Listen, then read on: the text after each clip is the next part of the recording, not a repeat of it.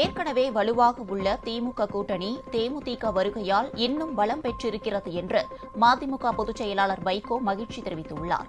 மதுரையில் செய்தியாளர்களிடம் பேசிய அவர், அழகிரி ஆதரவாளர்கள் அதிமுகவிற்கு செல்வதால் திமுகவின் வாக்கு 1% கூட பாதிக்கப்படாது என்றார்.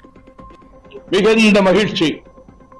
தேசிய முற்போக்கு திராவிட கழகம் திராவிட முன்னேற்றக் கழகத்தின் தலைமையிலான கூட்டணியில் இணைந்து விட்டது என்ற செய்தி தித்திப்பான செய்தி.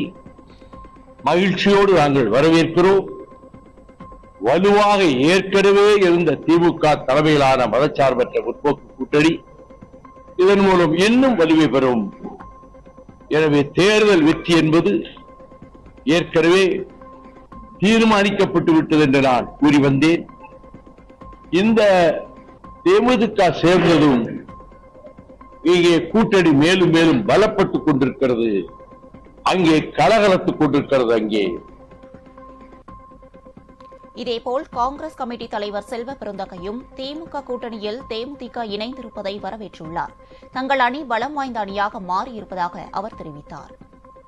தேசிய முற்போக்கு திராவிட கழகம் அண்ணன் விஜயகாந்துடைய கட்சி இந்தியா கூட்டணியில் திராவிட முன்னேற்ற கழகத்தின் தலைமையில் இணைந்திருப்பது வரவேற்கத்தகுந்தது. காங்கிரஸ் பேரியக்கம் வரவேற்கிறது. இது ஒரு நேச்சுரல் அலைன்ஸ், ஐடியாலஜிக்கல் அலைன்ஸ். ஆகவே இந்த கூட்டணி மேலும் மேலும் வலிமை பெற்றுக் கொண்டிருக்கிறது. இதை வரவேற்கிறோம்.